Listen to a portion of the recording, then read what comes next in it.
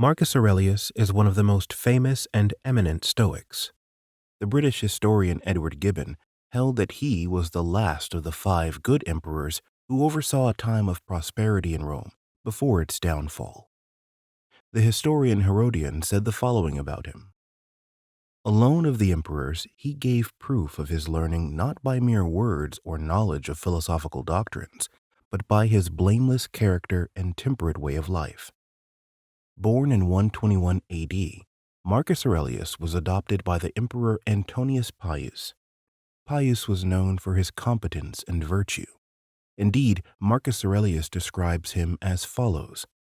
Remember Antonius Pius's consistency in things that were done by him in accordance with reason, his equability in all things, how he would never give over a matter until he understood the whole state of it fully and plainly, and how patiently and without any resentment he would bear those who unjustly condemned him.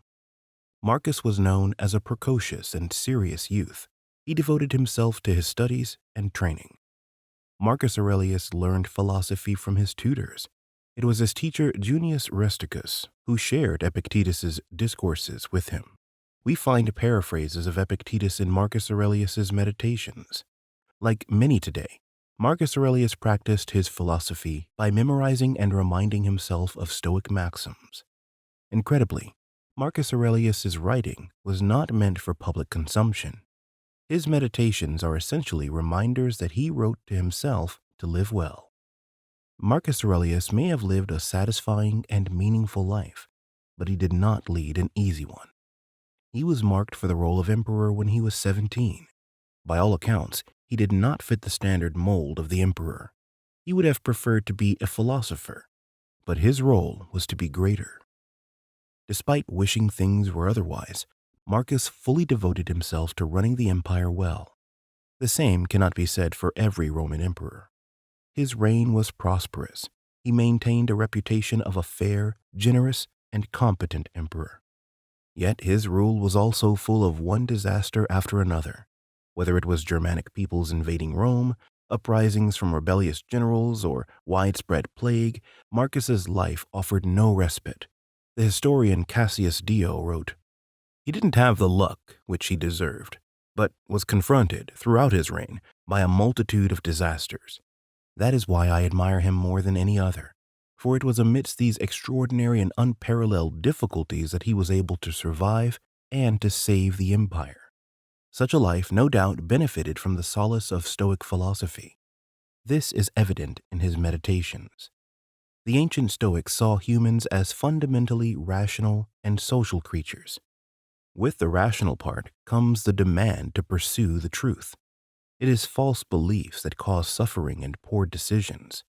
Marcus Aurelius's focus on believing what is true, no matter the harm to his ego, is revealed in comments like, "If it is not right, do not do it. If it is not true, do not say it. For let your impulse be in your own power." This attitude was necessary for his political role, where bad decisions could lead to ruin, not just for Marcus, but millions of other people. He took the social aspect of our nature equally seriously. To himself, he wrote, "First, do nothing inconsiderately or without a purpose. Second, make your acts refer to nothing else but a social end." It was Marcus's dedication to acting intentionally and pro-socially that enabled him to fully devote himself to serving the empire and treating others as well as he could, regardless of how they treated him. In many respects, Marcus Aurelius is a model Stoic. He was a thoughtful friend, advisor, and general. During his reign, he faced enemies in battle, managed a deadly plague, and served as a widely regarded judge. Unlike other emperors, he didn't abuse his power, but instead forgave political opponents. He devoted his wealth and life to the Roman people. It's true that he certainly made mistakes. He possessed vices that many men of his time did.